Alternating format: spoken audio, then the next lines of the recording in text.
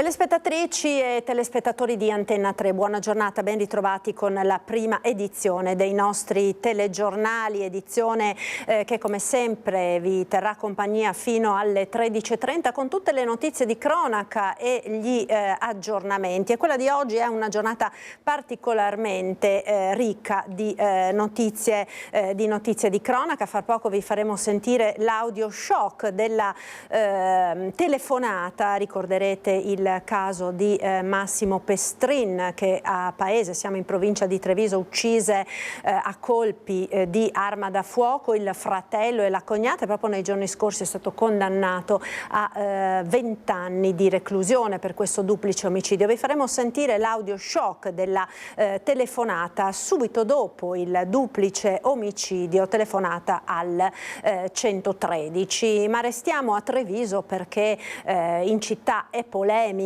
dopo lo shock della brutale aggressione a colpi di cocci di bottiglia che ha ridotto in fin di vita un ragazzo di 22 anni in pieno centro a Paese, che vede sotto la lente di ingrandimento il fenomeno della droga e del disagio giovanile, perché per questa aggressione sono indagate due ragazze giovanissime. Per tutti gli aggiornamenti ci colleghiamo quindi con il centro di Treviso, dove abbiamo il nostro Cristian Arboita. Te Cristian, buongiorno.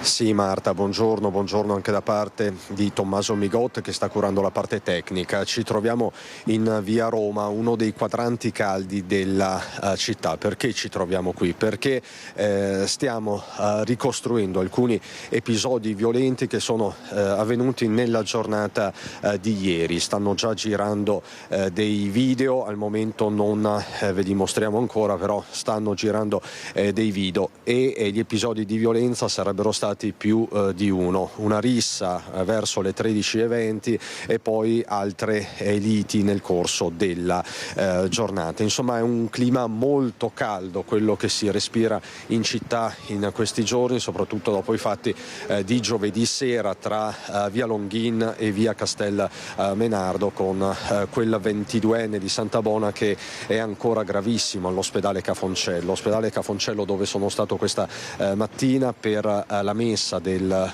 vescovo, una messa dedicata ai sanitari che si è celebrata all'interno del blocco operatorio. Questa sera ve la racconteremo nel corso dei nostri telegiornali, ma il vescovo ha parlato anche della spirale di violenza che riguarda la città di Treviso. Si è detto addolorato e ha anche detto che bisogna intervenire, che bisogna incrementare la rete, quella delle relazioni. Poi sentirete anche le parole del direttore generale dell'ULSS 2 Francesco Benazzi, che rivolge un appello alle famiglie segnate dal dramma della droga. Insomma, c'è una polemica di fatto aperta sulla sicurezza in città, ci sono vari interventi e c'è chiaramente un'indagine in corso, cui si sommano questi nuovi episodi che si sono registrati nella giornata di ieri qui in via Roma. Quindi siamo più o meno all'altezza della stazione delle Corriere. Qui con me c'è Filippo Bisori, che è un giovane negoziante, e siamo qui davanti all'Infinity Smoke. Recentemente è finito nel mirino anche dei ladri. Più volte abbiamo parlato con il papà di Filippo, Alessandro. Filippo, com'è la situazione? Sono giornate calde queste per Treviso, confermi?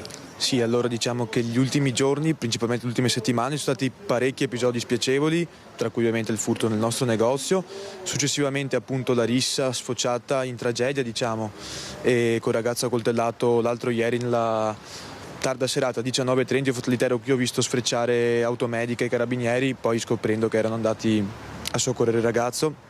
Ieri c'è stata una rissa proprio qui dietro la stazione delle Corriere, verso le 13:30, quindi orario scolastico, quando escono i ragazzi da scuola, e poi vari episodi anche leggermente più piccoli, magari qualche screzio tra ragazzi che non richiede l'ausilio delle forze dell'ordine, mentre altri leggermente un po' più complicati in cui intervengono le forze dell'ordine ma comunque non arrestano, comunque riescono a sedare la situazione tranquillamente. Però Filippo, tu sei giovanissimo, tra l'altro, mi sa che hai poco più di 20 anni, da giovane come vivi questa situazione? Diciamo che c'è un po' di paura, nel senso, lavorando qui, essendo questa comunque una zona abbastanza calda, soprattutto la sera quando mi ritrovo a fare chiusura da solo, diciamo non paura, però c'è sempre un po' quel chi va là quando chiudo, quando magari esco per andare a raggiungere la macchina parcheggiata qui nelle zone limitrofe ovviamente, e diciamo non sono probabilmente tranquillo sapendo che ci sono tutte queste cose, tutte queste aggressioni. Ho paura che magari tra oggi e domani possa capitare anche a me, quindi... Senti Filippo, prima parlavamo, intanto se possiamo raggiungere con Tommaso Migot, se ci puoi un attimo, ecco. Prima parlavamo di spaccio, di attività di spaccio. Tu noti dei movimenti strani ultimamente anche qui in zona? Io noto dei movimenti strani, nel senso persone che magari mi chiedono di cambiare i soldi in pezzi, in tagli piccoli, e poi vedo che li consegnano ad altre persone e a quel punto io capisco che probabilmente possa trattarsi di quello.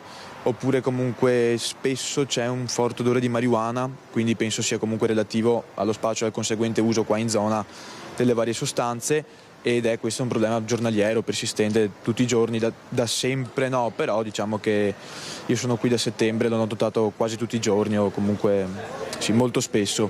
E quindi tu da giovane, anche impegnato e quant'altro, noti, certifichi che insomma la situazione sta peggiorando? Sì, la situazione sta peggiorando, non è ancora tragica, si può ancora comunque cercare di migliorare, si possono fare delle cose per salvare, però diciamo che man mano che passa il tempo si vede sempre questo peggioramento sempre più, diciamo, sì così, insomma, questo peggioramento sempre maggiore, sempre evidente e maggiore. Insomma. Tra l'altro alle tue spalle, Marta, possiamo vedere c'è la stazione delle Corriere, spesso teatro di episodi sopra le righe, e l'ultimo appunto nella giornata di ieri, certo. Tu me lo confermi?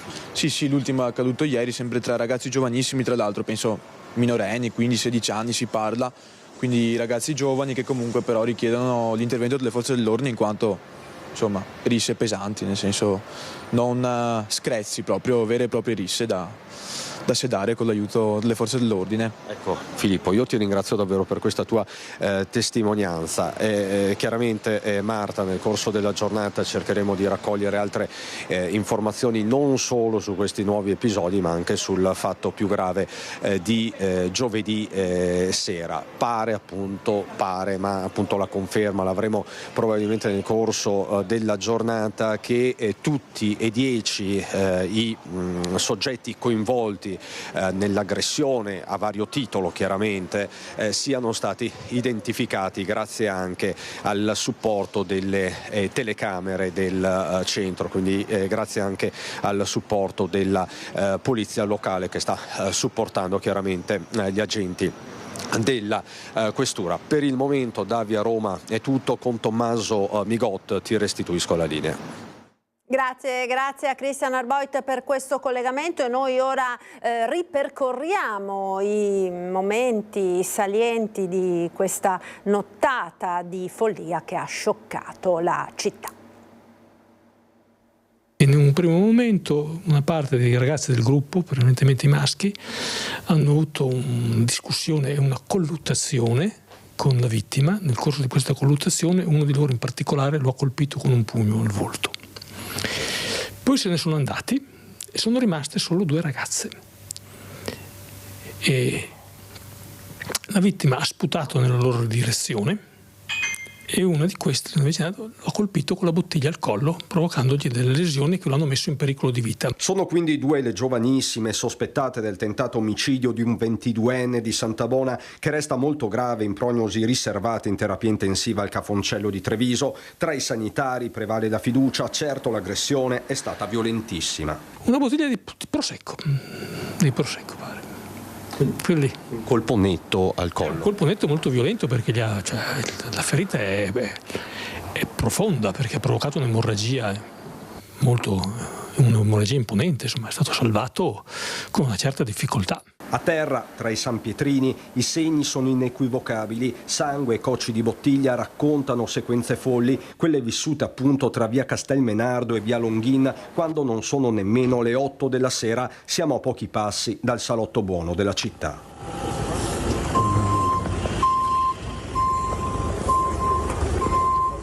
Il 22enne è a terra quando sul posto arrivano residenti, soccorritori, gli agenti delle volanti. È un fuggi-fuggi generale. Di giovedì sera alle 8, cioè nel senso aspettarsi una cosa del genere, cioè perché pensavo magari l'ambulanza per un signore che stava male, cioè di solito passano, insomma siamo in centro, e vedere una cosa del genere, gente che urla eccetera, poi sentire sangue, questo e quest'altro. Io a un certo punto ho detto, poi io stanotte dormo in bar. Le indagini sono serratissime, pare che alla fine i ragazzi presenti sulla scena del crimine fossero circa una decina. Nel gruppo facciamo parte sia maggiorenni che minorenni, quindi il fatto sarà anche oggetto di, anzi è già oggetto di indagini anche da parte della procura dei minorenni. Giovanissimi, per lo più sballati, pare fatti di chetamina acquistata nel pomeriggio da un ragazzo proveniente da Conegliano. Anche su questo si sta indagando, resta un alert specifico della procura. Sta purtroppo diffondendosi tra i giovani qui a Treviso un fenomeno di violenza, si stanno diffondendo fenomeni di violenza molto preoccupanti che hanno raggiunto sia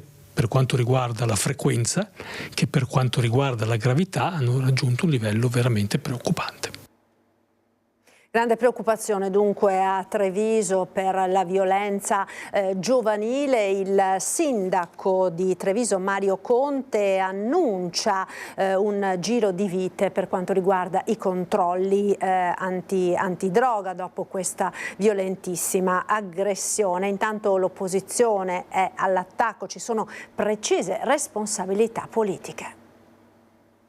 Già nelle prossime ore mi incontrerò con il questore proprio per pianificare delle azioni molto forti di contrasto alla diffusione di queste sostanze stupefacenti che nella migliore delle ipotesi ti bruciano il cervello, nella peggiori possono portare a situazioni molto più drammatiche come quelle che stiamo vivendo in queste ore. Annuncia la linea dura Mario Conte, che in via Castelmenardo è arrivato non appena venuto a conoscenza dell'aggressione shock. Qui poco dopo l'accaduto è stato raggiunto anche da alcuni genitori dei ragazzini coinvolti. Nei loro occhi ha letto preoccupazione e un senso di impotenza. Ho visto delle persone per bene molto in difficoltà e come istituzioni abbiamo il dovere di essere al loro fianco nel cercare di accompagnare questi giovani in un percorso di recupero sociale. In questo caso parliamo di chetamina, che è una sostanza chimica devastante per le cellule del cervello e, ripeto, nella migliore delle ipotesi ti brucia le cellule del cervello, nella peggiore abbiamo visto cosa sta succedendo. Trascorsa la notte, con un'indagine tuttora in corso, il primo cittadino ribadisce un concetto. La droga per me è un nemico, non esiste differenza tra droghe leggere e droghe pesanti, la droga uccide, la droga fa male e da oggi ancora di più rispetto al passato sarà un elemento da contrastare e combattere. Quindi controlli a tappeto. Controlli a tappeto nelle piazze, nei luoghi di aggregazione dei giovani, nelle scuole, lo facciamo a tutela dei giovani. Per l'opposizione però le responsabilità politiche vanno approfondite. Stefano Pelloni chiama in causa non solo Casugana ma anche l'ULSS. Su questa situazione io penso dovranno interrogarsi profondamente i servizi sociali, la polizia locale e anche io penso i servizi di prevenzione dell'ULSS, quindi il dottor Benazzi, che da questo punto di vista forse dovrà anche spiegare quali sono i servizi che intende mettere in campo, perché le segnalazioni, le prime interviste che hanno fatto i genitori di questi ragazzi parlano appunto di situazioni di dipendenze che preoccupano sinceramente. Ecco, tra pochissimo torneremo a parlare di baby gang perché c'è stato un altro episodio anche a Padova, ma intanto restiamo a Treviso con la cronaca perché è stata diffusa in queste ore la telefonata, l'audio della telefonata del duplice omicidio di Paese. Mercoledì c'è stata la sentenza con rito abbreviato che ha condannato Massimo Pestrin a 20 anni di reclusione per aver ucciso con 19 colpi di pistola il fratello Lino e la cognata Rosanna, agghiacciante la telefonata di Pestrin alla polizia per avvertire di quanto aveva appena fatto. Telefonata che dimostra una calma davvero surreale. Era il 3 maggio dell'anno scorso, del 23, alle ore 12:52. Sentiamo. Polizia Treviso, operatore 12. Sì, buongiorno, sono Pestrin Massimo. Buongiorno, mi dica. Ho appena ammazzato 2 persone, se può venire a prendermi. Da dove mi chiama? Da Paese, via Monsignor Breda, numero 58. Da Paese? Via, scusi? Via Monsignor Breda, numero 58. Monsignor Breda? Mm-hmm. A che civico? Numero 58, 58. Ok, mi ripete il suo cognome e nome, per favore? Pestrin Massimo. Massimo Silvestrin? Sì, P di Palermo. P di Palermo? Yes. Ascolti, mi può rimanere solamente in linea? Un attimo solo? Ma chi è che lei avrebbe ucciso? Chi è che avrebbe ucciso, mi perdoni? Cognata e fratello.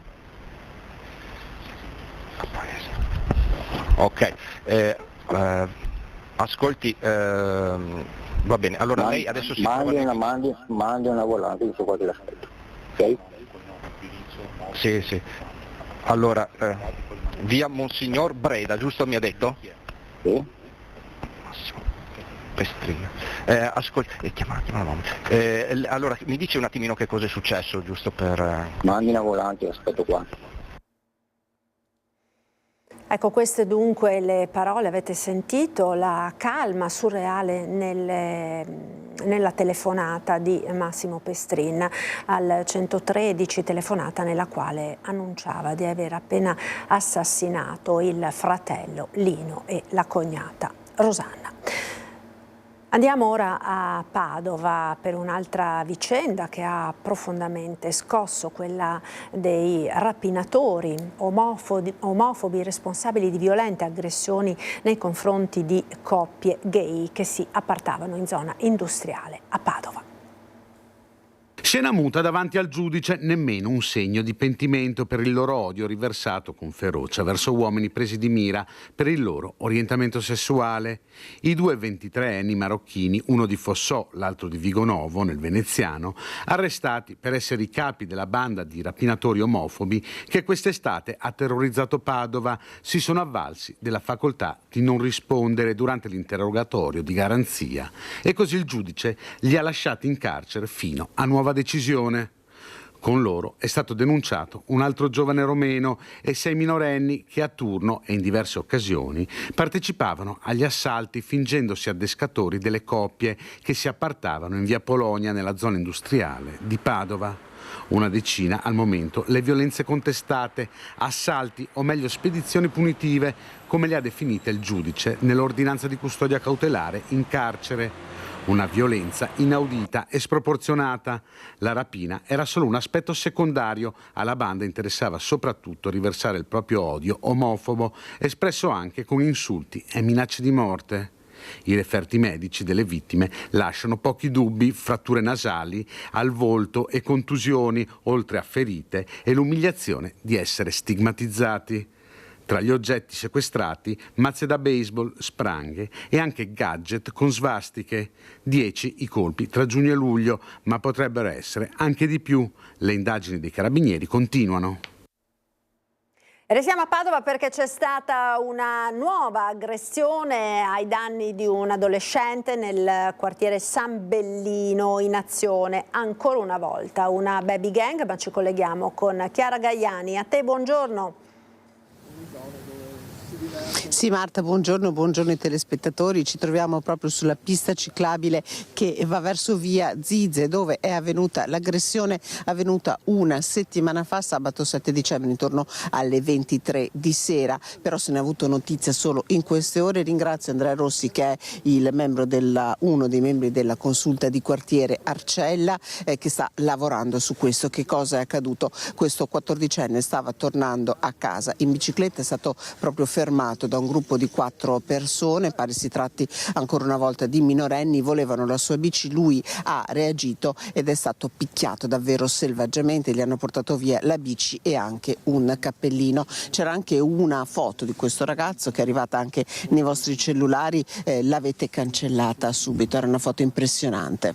Sì, era una foto che raccontava tutto di quello che era successo quella sera, la notte, nella serata diciamo di sabato 7 dicembre, raccontava tutto perché il volto del bambino, del ragazzino, insomma un 14enne, era gonfia, quindi aveva preso diverse botte, impressionante. Abbiamo subito cancellato la foto perché si tratta anche di un minorenne, anche per rispetto diciamo della persona, della dignità della persona indubbiamente, e anche per rispetto ai genitori che indubbiamente in questo momento non stanno passando certamente dei bei momenti, perché io sono un genitore e se fossi un genitore come loro mi porrei tanti dubbi, tanti problemi, tante insicurezze, i sensi di colpa perché l'ho lasciato andare via da solo, perché è tardi, ma io mi fido del quartiere e il quartiere i miei figli lo devono vivere e non ci possiamo barricare in casa e quindi siamo qui anche per questo, per dire che questi fatti,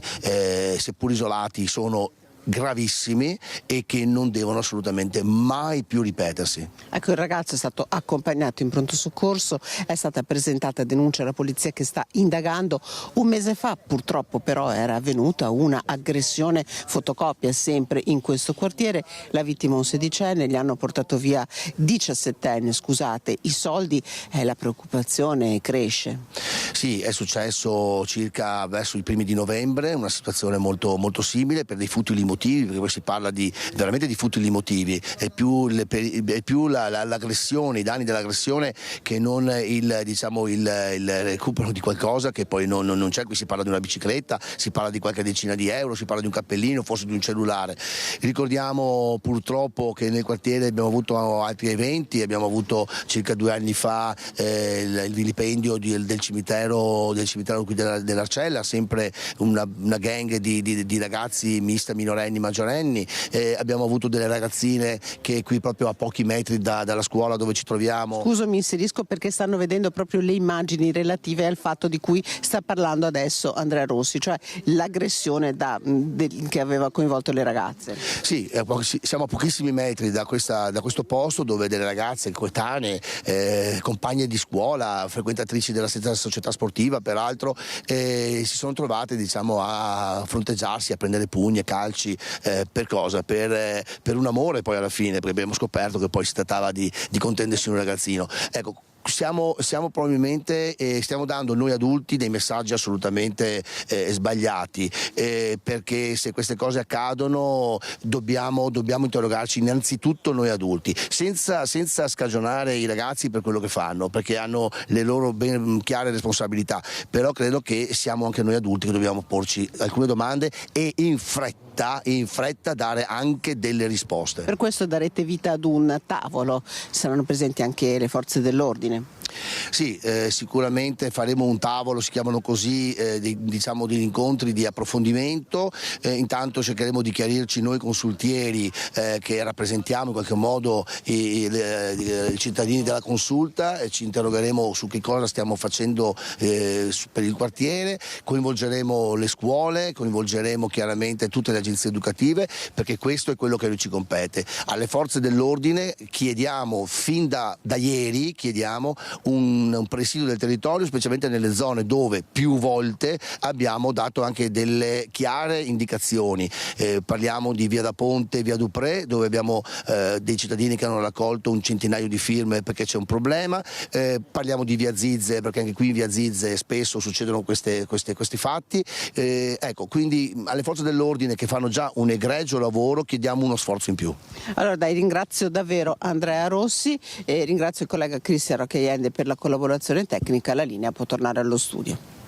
Grazie a Chiara Gaiani. Noi da Padova ci spostiamo ora a Vicenza per il terzo colpo al market in soli 2 mesi. Siamo in pieno centro a Vicenza, è successo di giorno ed è stato immortalato dalle telecamere della videosorveglianza. Ci racconta tutto Daniele Garbin.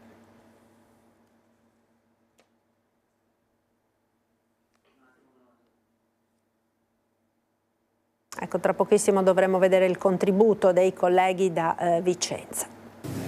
3 rapine in poco meno di 2 mesi, no? Siamo all'interno del punto vendita Quick di Largo Ghete a Vicenza, com'è la titolare Maria Cazzola, che racconta proprio quello che è successo, anche perché a compiere questa rapina pare sia la stessa persona, e questo che è la frustrazione. Insomma, avevate cercato, descriviamo un po' quello che è successo l'altra mattina, no? Sì, dunque è entrato circa, sono state le 9:45, un ragazzo di colore sui 22-23 anni, già stato da noi a rubare 2 volte. Ci ha detto subito che era entrato per rubare, di lasciarlo fare, altrimenti ci avrebbe fatto del male. Noi l'abbiamo controllato un attimo, io ho cercato di fermarlo mettendomi fra lui e la porta d'uscita, ma ha alzato in mano una bottiglia di superalcolico minacciandomi che me l'avrebbe rotta in testa, e a questo punto io ho ceduto naturalmente e l'ho fatto passare. Spiace per queste cose perché insomma l'avevamo già denunciato, era già stato riconosciuto, noto alle forze dell'ordine, ma non sembra che insomma possa comunque continuare ad agire così indisturbato. Poi la cosa che dà fastidio è che lui entra con l'arroganza dell'intoccabile, dell'essere intoccabile, questo dà fastidio, ecco, insomma. Ricordiamo che avete un altro punto vendita poco lontano da qui, e quindi anche in quel caso avete anche lì ha minacciato mia figlia con una spranga di ferro, per cui anche lì insomma poi anche lo shock che subiamo emotivamente non è una cosa simpatica quello che ci succede. Ecco, speriamo che questa volta insomma lo prendano e lo tengano dentro, ecco. Ci appelliamo insomma a chi ha il potere decisionale di intervenire in questi casi, insomma. Come si lavora a Vicenza? Perché a questo punto c'è anche questo aspetto, no? Purtroppo quotidianamente subiamo furti di piccola entità, chiaramente, però quotidianamente dobbiamo sempre tenere d'occhio e sempre vigili, perché quotidianamente subiamo furti, purtroppo. E la frustrazione è anche difendersi, perché qui ci sono le videocamere, in qualche modo avete documentato. E questo vi ha aggredito con la bottiglia, lei avrebbe potuto reagire invece? No, come faccio? Non è. Ma voglio dire, ci dicono di mettere le telecamere, le abbiamo messe, ci dicono di denunciare, abbiamo denunciato. Voglio dire, e poi se questo è il risultato, non so, mi sembra che facciamo tutto per niente, insomma, ecco, protezione non ne vedo tanta, ecco. Spiegate alla fine la certezza della pena, questo è un po' perché altrimenti... Inasprire un po' le leggi, sì, inasprire un po' le leggi sarebbe la cosa migliore, perché è assurdo che un ragazzo di 22 anni possa agire così indisturbato, è assurdo, che non viene solo da noi, va anche negli altri negozi, non è che noi siamo... E poi non riesco a capire, c'è un mercato nero che gira parallelo, cosa ne fa di tutta questa merce, cosa ne fa? Di 50 scatolette di tonno, cosa ne fa? Voglio dire, bisogna indagare anche su questo, secondo me, ecco. E la cronaca ora ci porta in Friuli, Venezia Giulia. Siamo nuovamente a Cervignano del Friuli, perché dopo il devastante incendio di ieri nella Darsena, nella quale erano ricoverate numerose imbarcazioni anche di trevigiani, questa notte c'è stato un altro spaventoso incendio che ha interessato dei condomini in via Brumatti, nell'ambito di un complesso residenziale dell'Ater. Le fiamme sono scaturite da una moto parcheggiata appunto nel piano riservato ai garage, al rimessaggio delle autovetture, e da qui le fiamme sono divampate. In breve tempo hanno divorato decine di auto ed il fumo denso ha invaso il vano scale, rendendo così anche molto difficile l'evacuazione delle persone che appunto durante la notte erano in casa. Complessivamente sono stati evacuati 24 appartamenti per una settantina di persone sottoposte a controlli sanitari. 20 sono state ricoverate in ospedale, dove sono appunto in osservazione a causa dell'inalazione di fumo. Le operazioni di spegnimento del grande incendio da parte dei vigili del fuoco sono durate per tutta la notte fino appunto all'alba di oggi. La nostra redazione di Udine, ha seguito la vicenda. Sentiamo quindi una delle testimonianze che è stata raccolta dai colleghi. Ok, mi racconti signora. Allora, io a mezzanotte, racconto il mio come l'ho sentito, a mezzanotte ho sentito tantissime grida, quindi ho detto saranno i ragazzi giù, aspetta che accendo la luce così scappano, di solito funziona così. Come ho aperto la porta ho visto questo fumo, ma fumo scuro, nero. Mi sono tornata dentro, ho aperto la terrazza perché io abito da questa parte e il fumo era proprio nero, ma non capivo se erano fiamme, se cosa c'era. Ho preso un asciugamano, mi sono messa sul divano e ho detto qualcuno verrà a dirmi per dove devo uscire perché eravamo senza luce, è andata via la luce, quindi non si capiva. Ho aperto di nuovo, ho chiamato i vicini, mi hanno detto mettiti uno straccio, sì ce l'ho già bagnato, eccetera. Dopodiché, la seconda volta che ho aperto la porta, ho trovato un gruppo che scendeva, che erano poi di questa palazzina, non della nostra, mi sono aggregata e sono uscita. Ma quindi voi non avete sentito esplosioni o cose del genere? Io ho sentito un'esplosione quando sono scesa, che probabilmente qualche macchina, tra cui la mia, che è stata distrutta. Ma a noi ieri sera dicevano che una moto, questa, ha preso fuoco da sola, che non è mai successo che qualcosa prenda fuoco da sola, e ha scatenato tutto questo. Quanta paura signora? Tantissima, mi è venuto male che sono salita sull'ambulanza perché mi ha preso un dolore all'addome e poi mi sono fatta venire a prendere e sono andata a casa dei miei. E adesso spero di recuperare almeno i farmaci che ho, sì, bisogno di farmaci. Ci sono tante persone tra l'altro ricoverate in ospedale che sono state intossicate. So che si sono sentite male ieri sera, sì, per fortuna c'era l'ambulanza, la protezione civile ha aperto la Croce Verde, però non si sapeva niente perché io aspettavo qualcuno che mi bussasse alla porta, tipo i vigili, io pensavo venissero su, già che sapevano, non c'è stato nessuno, abbiamo fatto tutto tra noi. E torniamo ora nel Padovano con un episodio che è avvenuto a Campo San Piero. Ad un uomo vengono contestati i reati di danneggiamento e possesso di strumenti atti ad offendere. È un cinquantenne di San Giorgio delle Pertiche che ha tagliato le gomme alle auto dei vigili urbani. Sentiamo.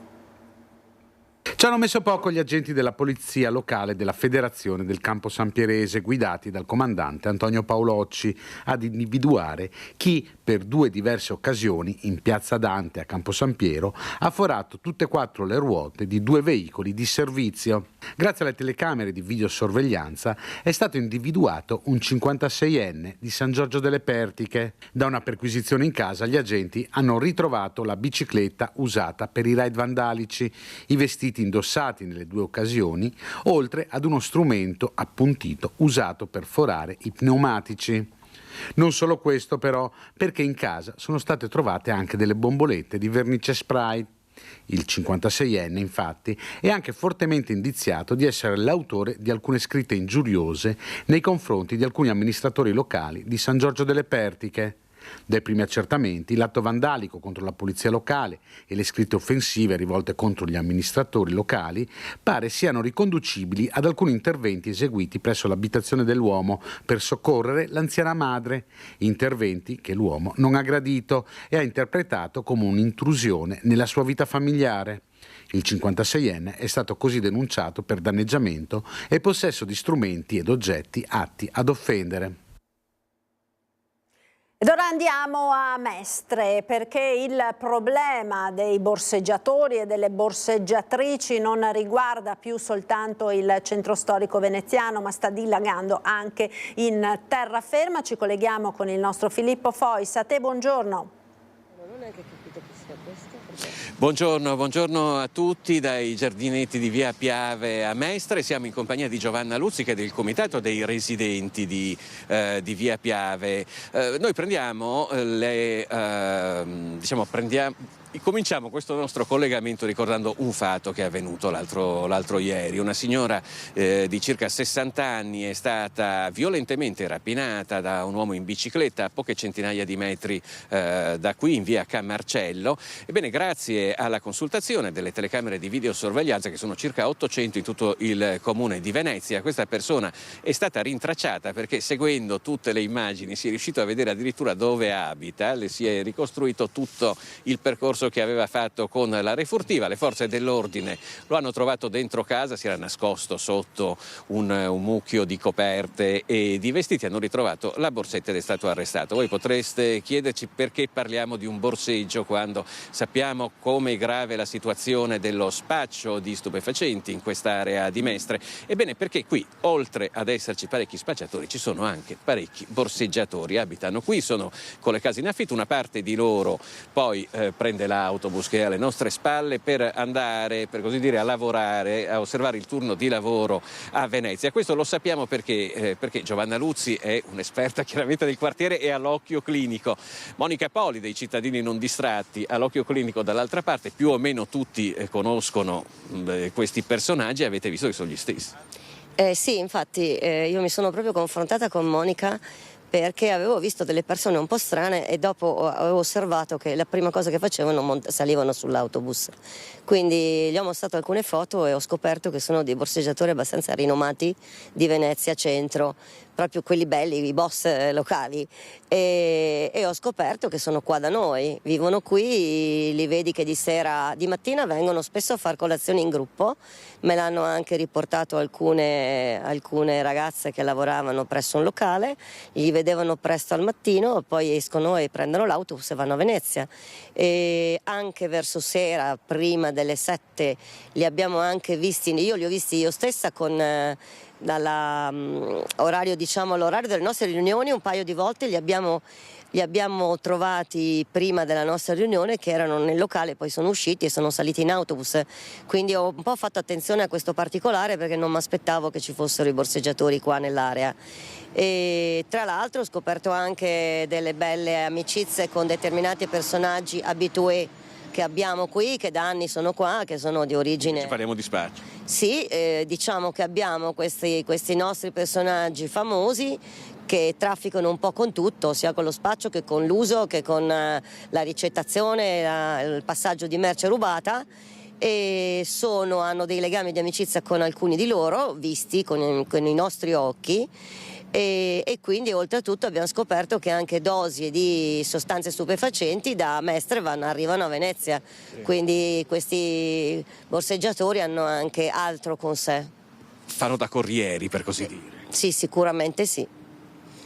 Tra l'altro, come capita a tutti noi, conosciamo la zona in cui viviamo e di vista più o meno i nostri vicini di casa li conosciamo. La particolarità per chi abita qui è il fatto che si riconoscono anche le professioni di queste persone, chi purtroppo ha a che fare come assuntore di droghe, per cui si trova in una situazione molto difficile, chi invece la droga la vende, chi va a fare i borseggi a Venezia, per cui più o meno qua si conoscono tutti e potremmo dire il paradosso è che però non si fa niente.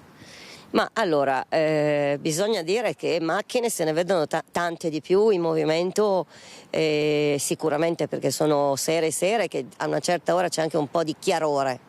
Però è un chiarore dietro, all'interno all'interno vedi che i gruppi, io li chiamo i falò, di tossici purtroppo ci sono, i tossici se non stanno lì se non hanno la materia prima con sé, quindi sicuramente ci sono anche i pusher.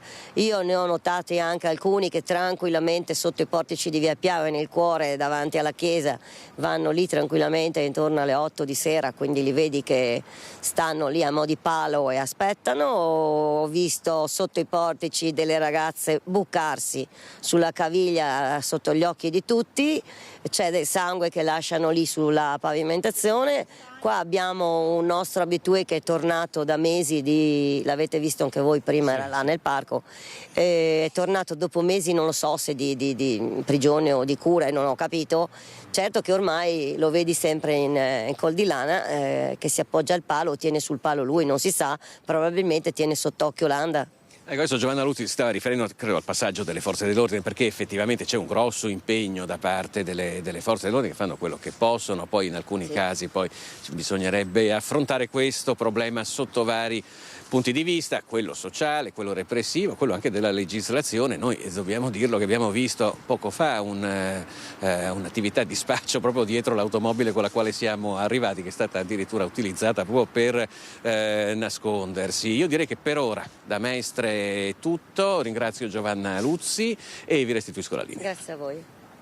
Grazie a Filippo Fois e ai colleghi della redazione di Venezia. Noi ora ci fermiamo per qualche istante di pubblicità. Linea alla regia.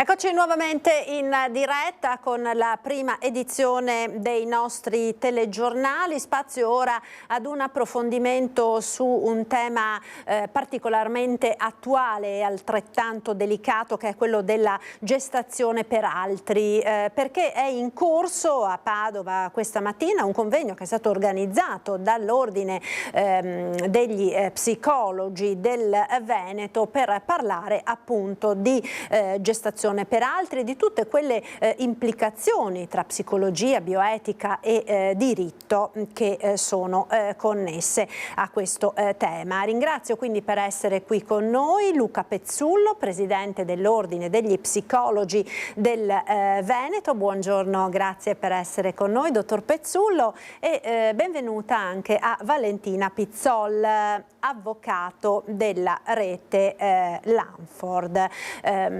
Comincerei subito con il dottor Pezzullo per chiederle, dottore, come mai l'Ordine degli psicologi ha sentito la necessità e l'urgenza di organizzare un incontro su questo tema? Intanto grazie mille dell'invito. Abbiamo deciso di fare questo evento perché abbiamo bisogno di creare uno spazio di pensiero e di condivisione su questo tema. È un tema che è molto complesso, un tema che attiva complesse sensibilità e complesse riflessioni di tipo bioetico, di tipo giuridico, ma anche di tipo psicologico per le storie di vita di tutte le persone che ne sono a vario titolo coinvolte. E quindi abbiamo bisogno di fare una valutazione con rigore e sensibilità di tutte quelle che sono le implicazioni e le ricadute su vari livelli e con vari aspetti. E quindi abbiamo invitato esperti di varie discipline per un confronto aperto in cui porci domande insieme prima ancora che dare risposte. Ecco, avvocato Pizzol, lei è molto impegnata nel seguire tutta una serie di tematiche legate anche al mondo LGBT. L'introduzione della recente legge Varchi, che introduce il reato universale per la gestazione per altri, pone anche tutta una serie di interrogativi anche dal punto di vista legale, giuridico, proprio per tutti quei professionisti che sono chiamati ad affrontare questa tematica e a prendersi cura anche delle famiglie e dei bambini, ovviamente, che sono nati con questa tecnica.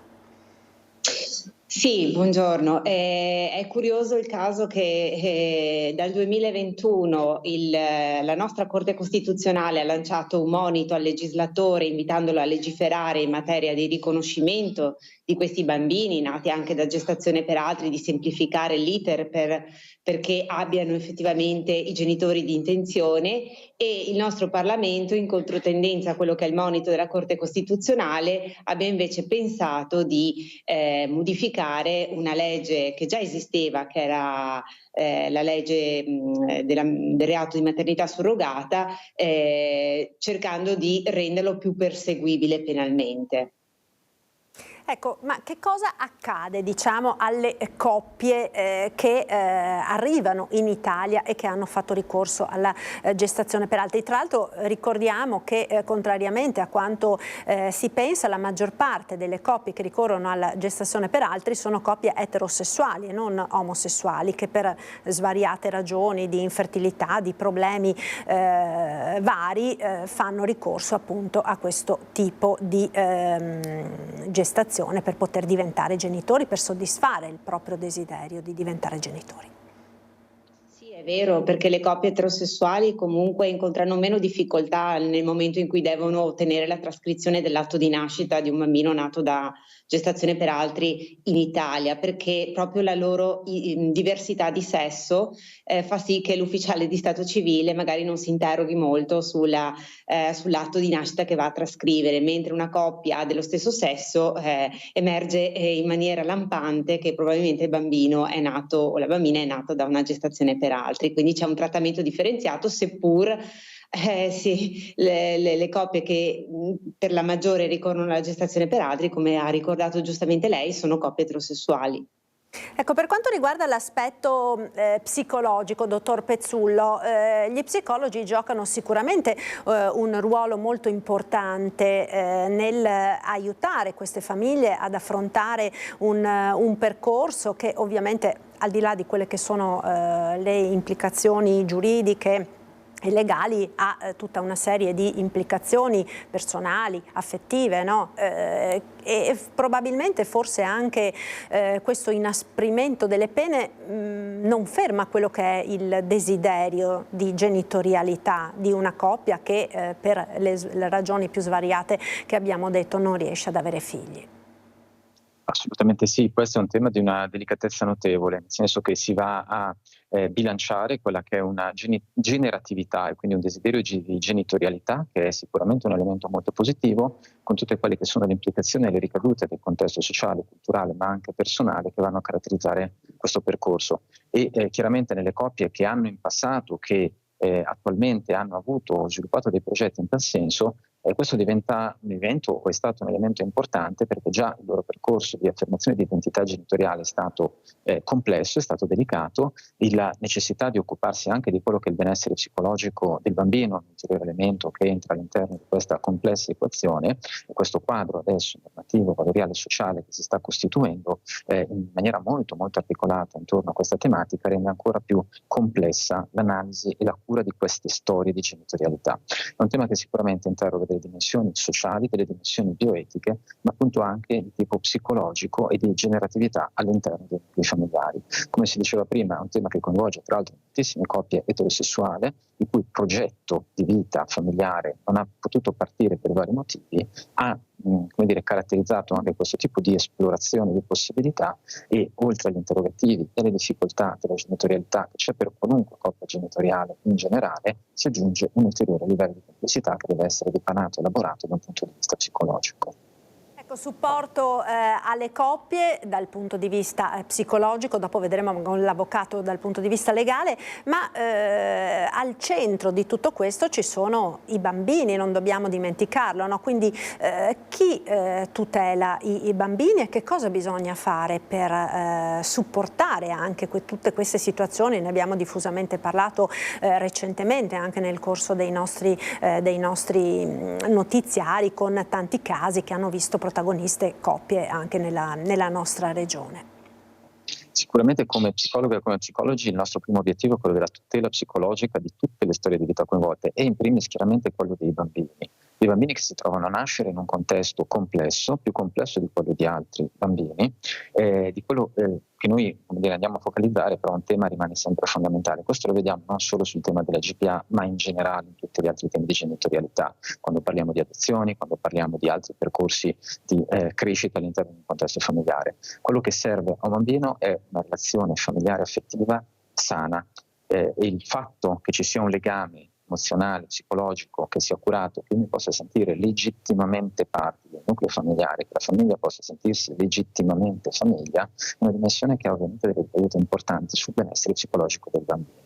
E chiaramente in queste situazioni le storie di vita, le storie delle mie origini, da dove vengo, del perché sono al mondo, diventano sicuramente delle storie di cui bisogna prendersi cura in maniera adeguata, anche qui con un approccio che definirei laico, nel senso che non ha una posizione di una parte o dell'altra, ma è una posizione clinica, scientifica e professionale che punta a massimizzare il benessere del bambino e del nucleo familiare come tale. Ciascuno di noi ha diritto a un'identità, ciascuno di noi ha diritto a una generatività, il modo in cui si bilanciano questi desideri e bisogni e opportunità psicologiche è un tema molto delicato, di cui appunto gli psicologi e le psicologhe che lavorano in questo ambito si occupano quotidianamente per cercare di costruire queste trame orditi di storie di vita che sono a volte appunto complessificate anche dai quadri di contesto.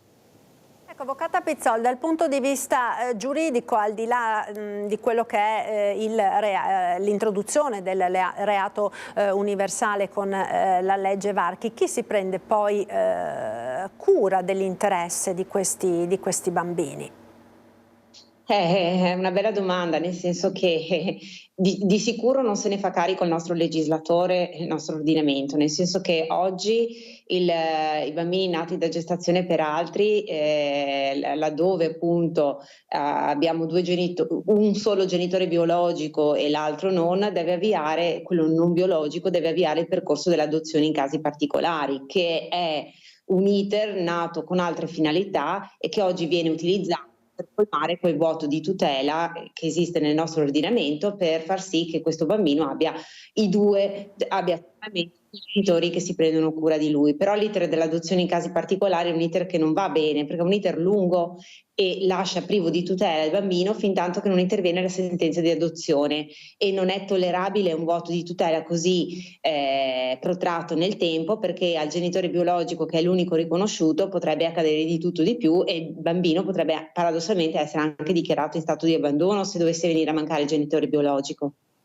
Ecco, tra l'altro, avvocato, ci sono anche 1000 situazioni diverse, perché non dimentichiamo che potrebbero esserci e ci sono di fatto anche dei bambini che sono effettivamente figli biologici di due genitori, perché l'embrione è stato fecondato appunto con i due genitori biologici, i due gameti insomma dei genitori biologici, e poi la gravidanza è stata portata a termine da una terza persona. Recente il caso di una sorella che ha messo a disposizione il proprio utero della sorella che non ce l'aveva più a causa di una malattia oncologica, riuscendo così a dare alla sorella e al marito di quest'ultima un figlio che effettivamente biologicamente era figlio loro a tutti gli effetti.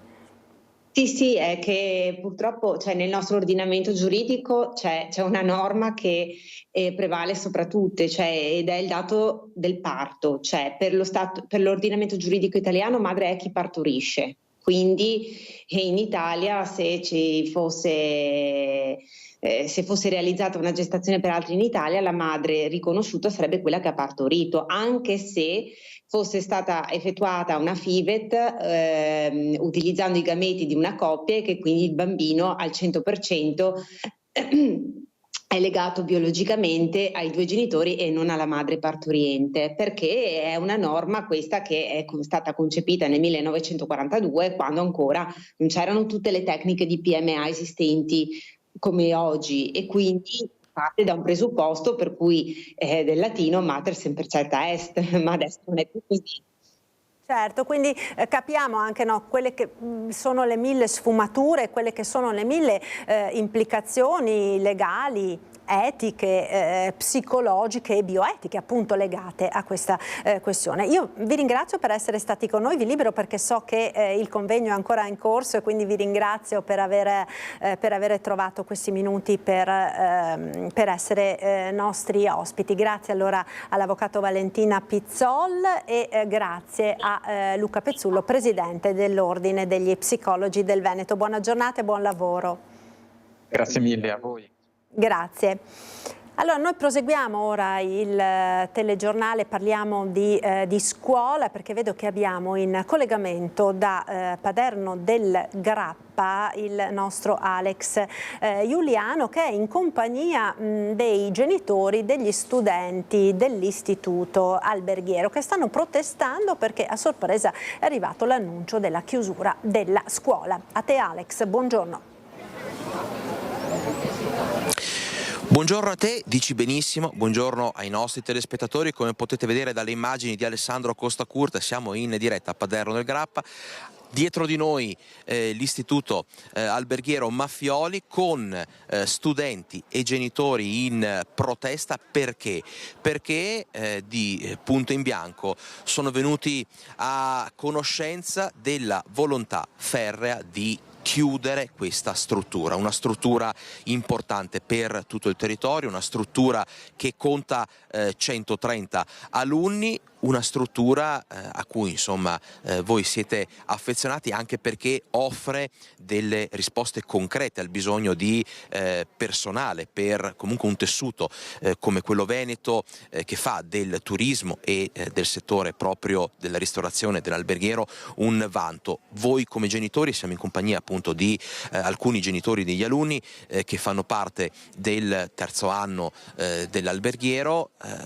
Come avete scoperto, diciamo, della chiusura di questa struttura e che stato d'animo vivete adesso? Allora, è stata come una doccia fredda sostanzialmente, perché di punto in bianco ci hanno detto che questa sede di Villa Fietta chiude. Purtroppo noi siamo effettivamente, soprattutto per i nostri figli, siamo molto amareggiati, perché i nostri figli, anche noi del resto, veramente pensiamo che Fioli sia un'ottima scuola, ed è sempre stata, e questo luogo di Villa Fietta era un luogo giusto per i nostri figli, anche la struttura è ottima e anche il luogo è ottimo. Noi vogliamo mantenere tutto questo, e vogliamo far sì che i nostri figli terminino il loro percorso, perché è importante, soprattutto per un professionale, riuscire a portare a termine un percorso per avere delle ottime persone, degli ottimi lavoratori per un domani. Ecco, e questo vogliamo che i nostri figli, i loro sogni, il loro futuro sia preservato.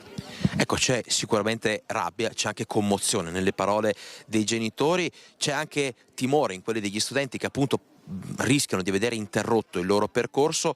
La soluzione alternativa qual è? Abbandonare questa sede e andare a Castelfranco e Montebelluna, con tutto un surplus di spese e disagi per le famiglie. Spese, chiaramente, disagi, organizzazione familiare che chiaramente viene stravolta rispetto a quella che quest'anno siamo riusciti a impostare. Negli ultimi 3 anni, mio figlio fa il terzo anno, sono stati 3 anni nei quali, diciamo, anziché un bus come sta prendendo in questo periodo, dovrebbe prenderne 3, un treno e 2 bus, quindi per arrivare a Castelfranco. Non ne parliamo di Montebelluna, perché Montebelluna ha un traffico che secondo il nostro punto di vista, almeno il mio familiare, non sarebbe percorribile come soluzione. Ecco. Tanti in protesta oggi, che cosa chiedete? Chiediamo chiaramente che almeno il percorso che i ragazzi hanno iniziato finora lo terminino in serenità, in voglia di fare, in entusiasmo. Ecco, non vogliamo togliere l'entusiasmo ai nostri ragazzi. Questo è fondamentale per un lavoratore di domani. Ecco, e con le immagini del sit-in di protesta qui alla sede di Pieve del Grappa dell'Istituto Agrario Alberghiero Maffioli è tutto. Noi vi restituiamo la linea. Chiaramente continueremo a monitorare questa vicenda e a tenervi aggiornati su tutti gli sviluppi.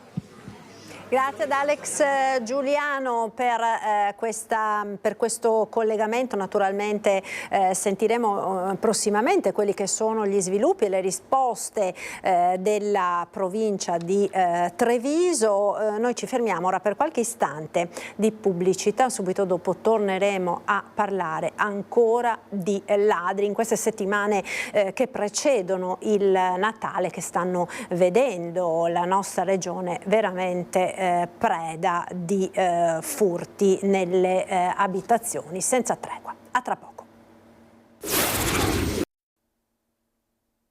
Prima edizione dei nostri telegiornali, eccoci nuovamente in diretta. Il Veneto continua ad essere nella morsa dei ladri, furti in abitazione un po' in tutte le province. Vediamo nel prossimo servizio cos'è accaduto a Paese. La sicurezza, la tranquillità non c'è più. 2 furti in 15 giorni, amarezza e disperazione in via San Pio Negrina, 2 passi dalla piazza di Paese. I ladri hanno colpito tra le 18 e le 18:45 approfittando di una breve assenza della padrona di casa. Hanno provato a forzare un paio di balconi, ma erano troppo chiusi, non sono riusciti e hanno sfondato l'oblò della cucina e quindi ci hanno fatto il buco sulla cucina sostanzialmente. Poi in realtà non hanno portato via niente perché non c'era niente da portare via. Già, perché questa stessa villetta era stata presa di mira dai ladri appena 2 settimane fa, quando i malviventi avevano razziato anche altre 2 abitazioni nella stessa via.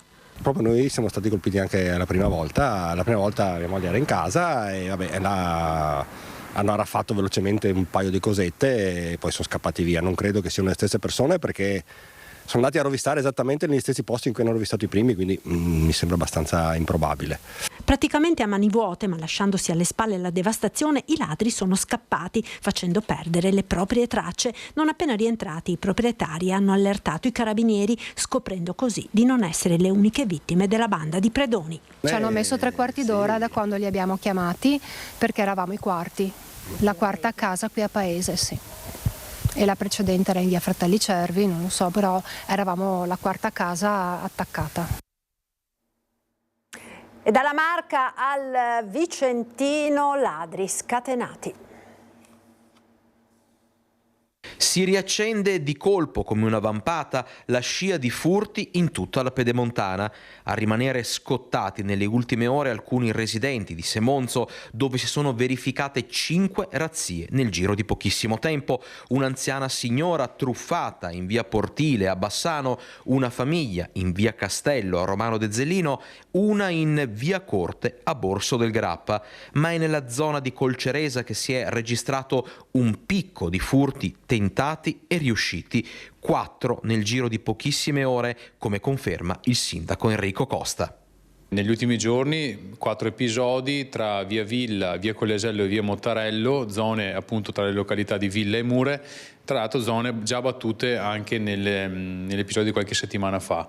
Probabilmente anche questa banda cerca delle zone anche dove è facile magari scappare dopo aver provato o essere entrati in casa, e questo denota insomma un minimo di conoscenza anche del territorio da parte di questa banda. A Colceresa, proprio qualche settimana fa, si erano concentrati oltre 20 furti in un weekend anche a casa del sindaco. Un episodio che ha lasciato il segno e che fa ancora rabbrividire la comunità, soprattutto quella più anziana. È un sentimento anche di angoscia e di preoccupazione nel cittadino. Questo probabilmente significa anche che gli strumenti che hanno le forze dell'ordine, gli strumenti che mette a disposizione la legge forse non sono più sufficienti.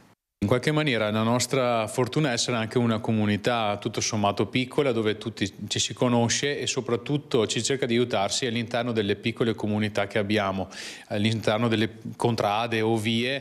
Vedo che un po' alla volta sta nascendo questa leale collaborazione tra vicini di casa che in qualche maniera sta facendo una sorta di controllo di vicinato. Controllo di vicinato che, ricordo, deve essere a supporto delle forze dell'ordine, non deve sostituirsi alle forze dell'ordine e non deve ostacolare le forze dell'ordine.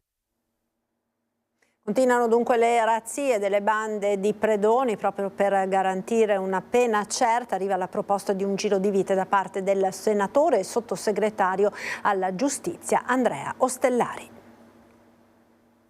Vogliamo aumentare le pene per permettere quindi a questi criminali di,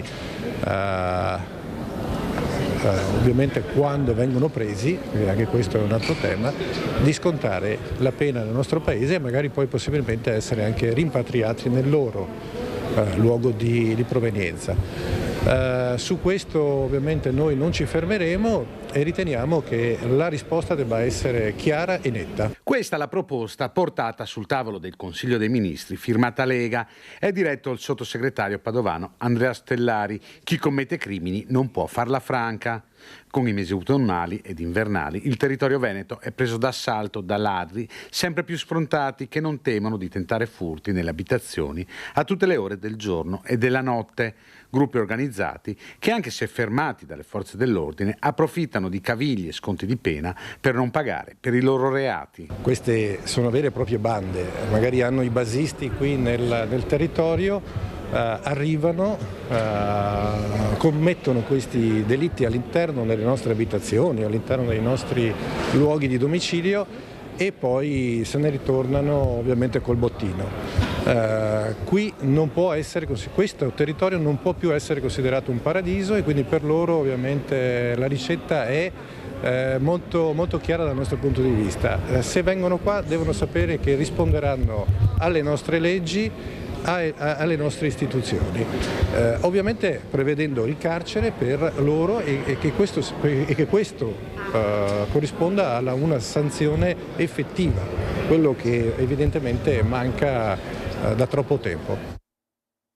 Furti non solo nelle case. Ieri la Polizia di Stato ha arrestato un uomo sorpreso a rubare le offerte nella cappella dell'ospedale di Mestre. L'uomo sarebbe stato sorpreso da un addetto alla sicurezza dell'ospedale mentre cercava di forzare appunto la cassettina delle offerte. Dopo aver aggredito la guardia di sicurezza, l'uomo ha tentato di scappare ma è stato rintracciato ed arrestato dagli agenti.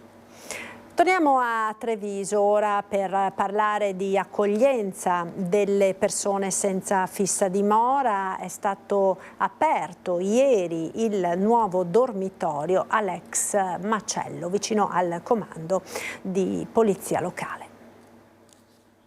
È una grande aiuto, nessuno rimane lungo la strada, quindi abbiamo un dormitorio, c'è da mangiare, c'è tutto. È entrato questa mattina Berry, è uno dei 14 ospiti del dormitorio all'ex macello, costruito in tempi record in via Castello d'Amore. 5 figli lasciati in Nuova Guinea, qui in Italia per cercare un'opportunità. Ho dormito nella strada tante volte, ma adesso è tutto a posto, l'assistenza sociale e il comune si occupa, quindi non abbiamo più paura. Come lui, anche gli altri ospiti arrivano dal dormitorio di via Risorgimento, Palazzo Moretti.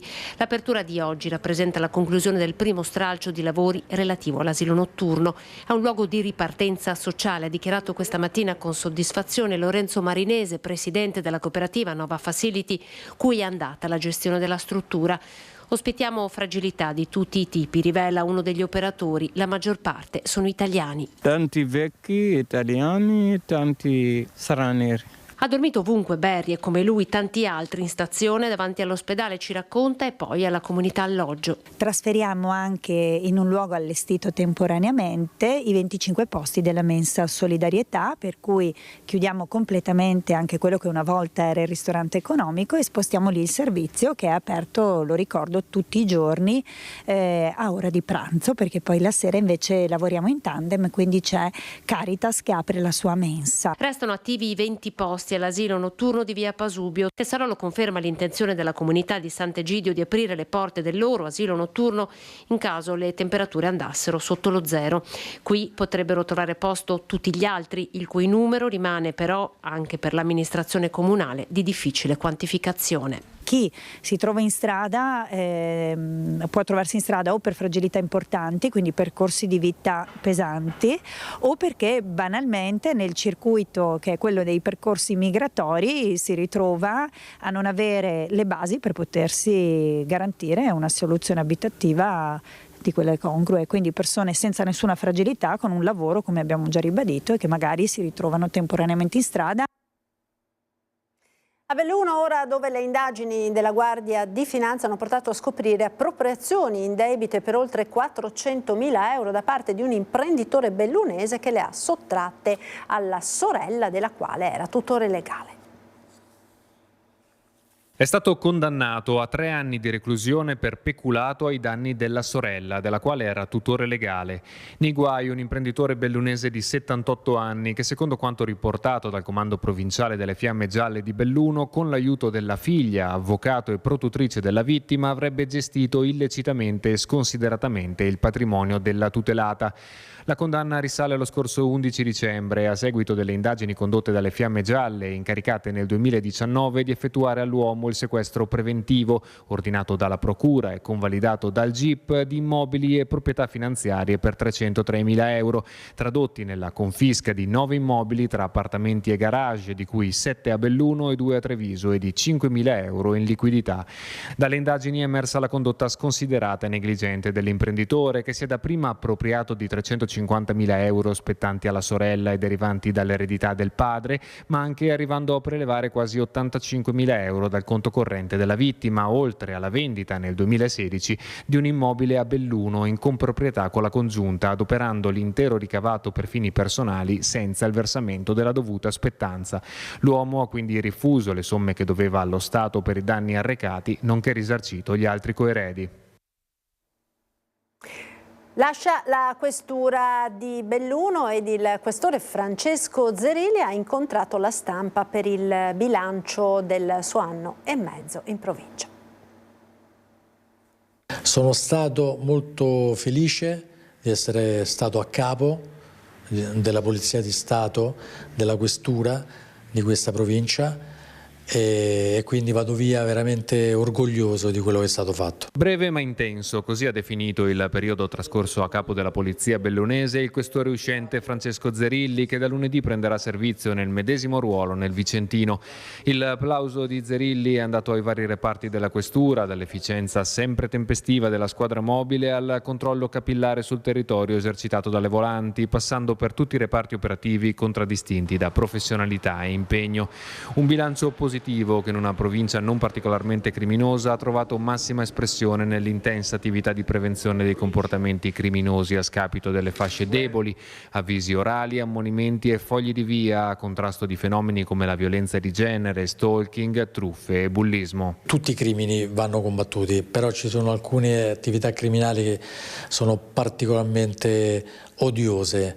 Secondo me chi scatena la propria violenza e aggressività verso persone vulnerabili, donne, vecchi, bambini, i fenomeni di bullismo verso i ragazzi. Su queste cose dobbiamo avere tolleranza zero. Questo è un qualcosa su cui non dobbiamo abbassare l'attenzione. Poi ci sono altri fenomeni abbastanza transitori, però, per esempio i furti nelle abitazioni in certi periodi. È chiaro, dobbiamo anche lì stare molto attenti. Grande impegno è stato poi posto nel gettare le basi per la gestione della sicurezza durante l'evento olimpico del 2026. Ancora dal punto di vista organizzativo ci sono delle cose da fare.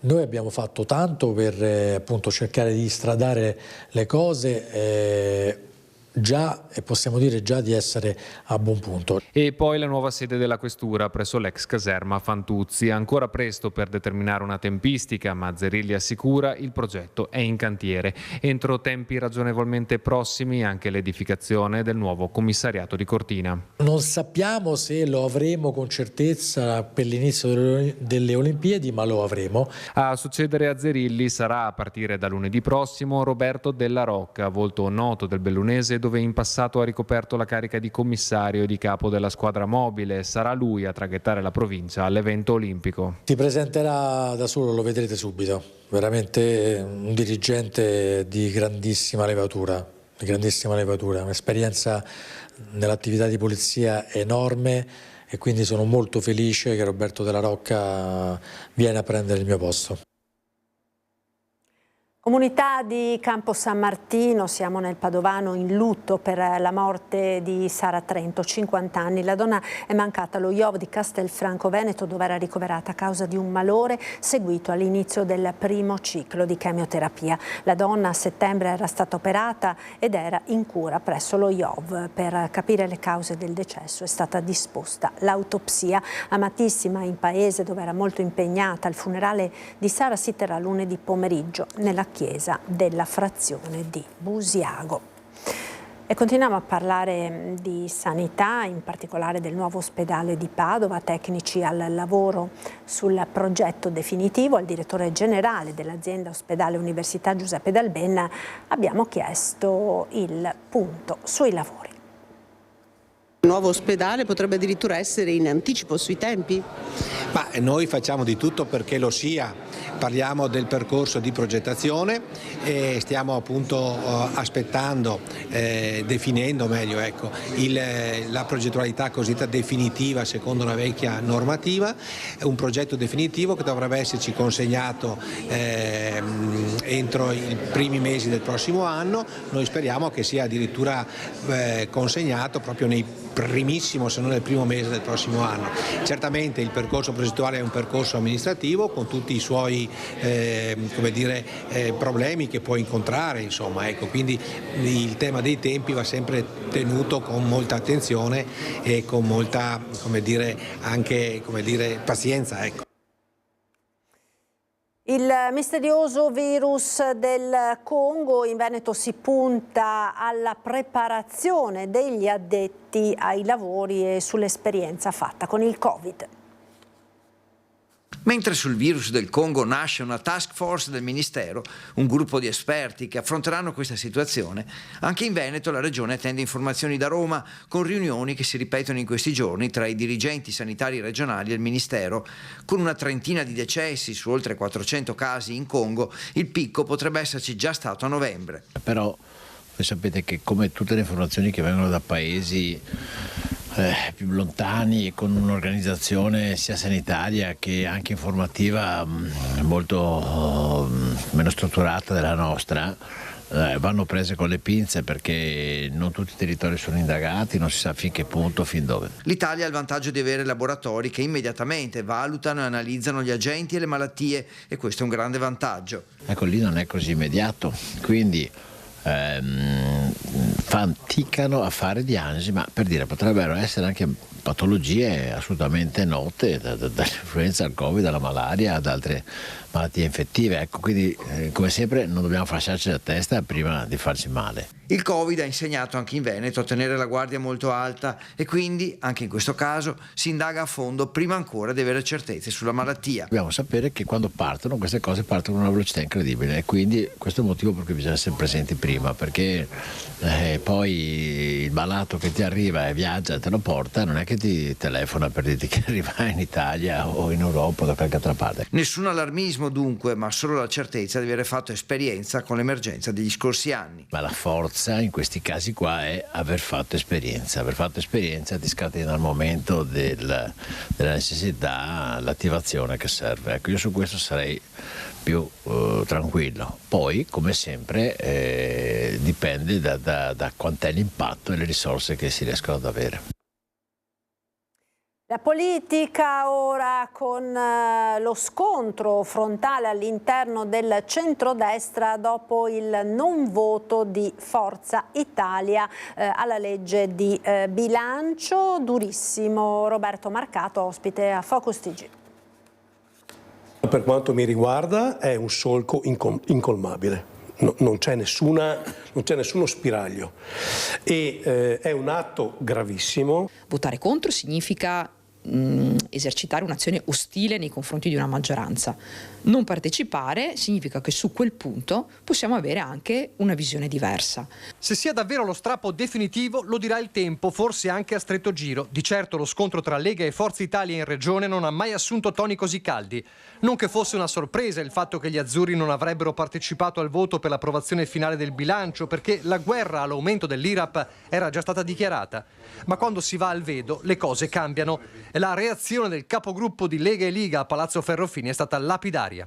Non possiamo far finta di niente, e quindi il vostro non partecipare al voto comunque è un allontanamento da quello che è l'alveo di questo gruppo, di questa maggioranza.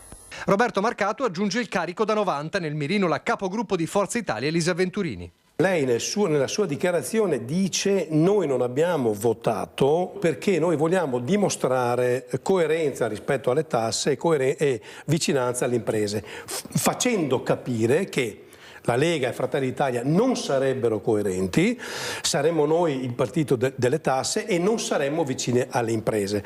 E questo è un attacco politico davvero sconsiderato. Ma i forzisti non ci stanno. In questi 4 anni abbiamo sempre votato a favore dei provvedimenti, l'abbiamo fatto sempre anche di recente con il DEFRE, che è il documento di programmazione, cioè quello che indica gli obiettivi di un'amministrazione regionale, perché noi condividiamo gli obiettivi e la visione che c'è della regione. Sullo specifico punto dell'aumento delle aliquote IRAP, quindi delle tasse per le aziende, Noi abbiamo detto, noi su questo abbiamo difficoltà a votarlo. Coerentemente con le nostre idee, ma anche col programma elettorale del 2020 che diceva nessuna nuova tassa per i veneti. Difficile però far cambiare idea al Carroccio sul futuro e ora tutti si chiedono cosa accadrà da domani a Palazzo Ferrofini e soprattutto alle regionali.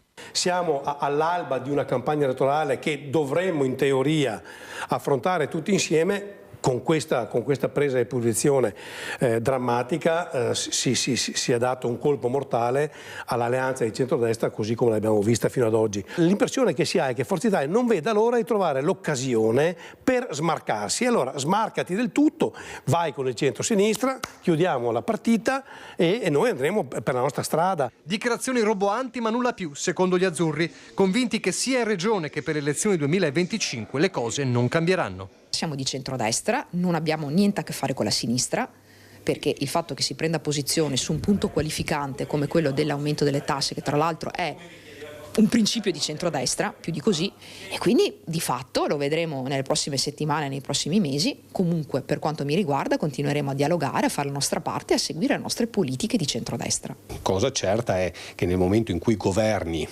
il Paese, governi a Roma, difficilmente è impossibile che in una regione ci sia una divisione. Ecco. E si conclude la campagna promossa dal Partito Democratico del Veneto per denunciare gli effetti dei tagli agli enti locali decisi dal governo. Abbiamo una manovra di bilancio fatta di solo tagli alla sanità, tagli agli enti locali, tagli alla scuola, nessun investimento per il lavoro. Tra i tagli previsti dalla manovra economica del governo Meloni c'è anche quello agli enti locali. Grandi o piccoli che siano, i comuni si troveranno di fronte alla scelta obbligata di aumentare le imposte o di tagliare i servizi. In entrambi i casi pagano i cittadini, sostiene il Partito Democratico Veneto, che ha chiamato così la propria campagna di informazione sugli effetti della politica governativa. Comporterà una diminuzione della qualità della vita nei comuni perché aumenteranno le tasse locali, i trasporti, i servizi, l'assistenza, le mense e verranno meno anche possibili investimenti pubblici che sono in corso, così come quegli interventi contro il dissesto idrogeologico, soprattutto in un momento come questo di grave crisi climatica. Il focus del Partito Democratico ha portato cifre e testimonianze di sindaci da tutto il Veneto. Ad esempio, tra tagli alla spesa corrente e aumenti obbligati, Vicenza avrà 12 milioni in meno nei prossimi 3 anni e i tagli alla spesa corrente rischiano di vanificare i progetti del PNRR.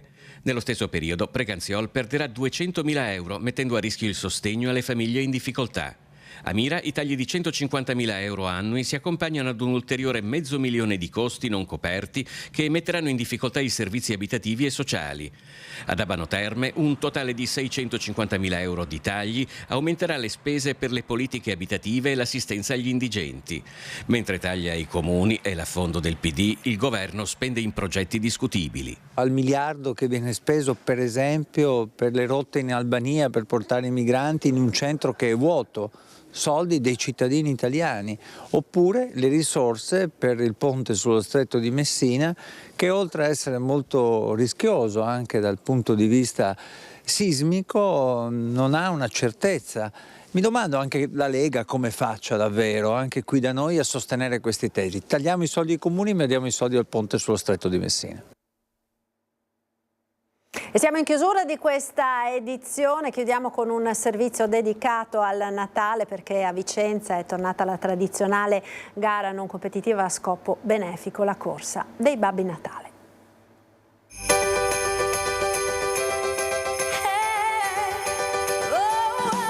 Piazza dei Signori gremita di Babbi Natale. Erano circa 2000 gli studenti di diverse scuole di ordine e grado vicentine della provincia che hanno partecipato anche quest'anno alla tradizionale corsa non competitiva natalizia Corri Babbo Natale Corri, un evento benefico cittadino di fatto entrato a far parte delle iniziative tradizionali per le feste, arrivato alla 17ª edizione. Il ricavato, che mediamente supera i 5.000 euro, anche quest'anno sarà destinato ad associazioni onlus che si occupano di ragazzi in difficoltà, il Villaggio SOS e l'Associazione Bimbi Cardiopatici. Tanti runner adeguatamente agghindati che hanno accompagnato i ragazzi nei 3 chilometri del percorso in centro, con partenza ed arrivo nella principale piazza cittadina, dove gli alpini hanno predisposto a fine gara ristoro per tutti con panettone e cioccolata calda. Oggi ho portato borse, ho portato anche i regali, dopo devo darli ai bambini. Chi si merita più regali quest'anno? Tutti. Lei partecipa?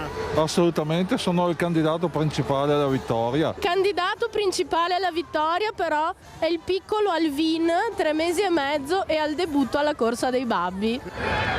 Corri Babbo Natale, corri, un successo veramente importante anche quest'anno. È uno dei momenti più partecipati del nostro Natale della città, una vera e propria tradizione che fa anche tanto bene, fa bene alla città, alla comunità che si ritrova qui. Assolutamente sì, noi non solo siamo beneficiari ma anche fruitori, perché molti dei nostri bambini sono qui che corrono e qualcuno negli anni ha tentato anche di vincere. Soprattutto in questo momento stiamo rinnovando tutto l'impianto elettrico, facendolo a LED, quindi anche per un discorso di risparmio energetico, e ci vogliono molti soldini, quindi la nostra struttura speriamo di farla diventare sempre più bella.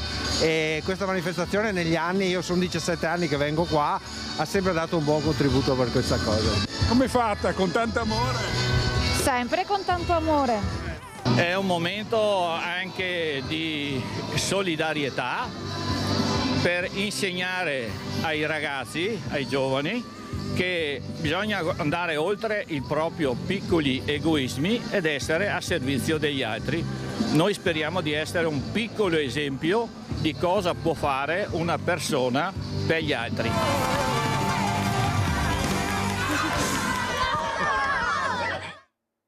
A proposito di Natale, questa sera Antenna 3 a partire dalle 21 trasmetterà in diretta il concerto Natale con De Marzi dal Duomo di Oderzo. A dirigere i cori delle voci alpine Claudio Provedel, accompagnato dalla fisarmonica di Davide Casagrande. Appuntamento dunque alle 21 su Antenna 3 questa sera. Ed è tutto per questa edizione, vi ringrazio per essere stati con noi. Subito dopo la sigla il nostro meteo con le previsioni del tempo per le prossime ore. Buon pomeriggio.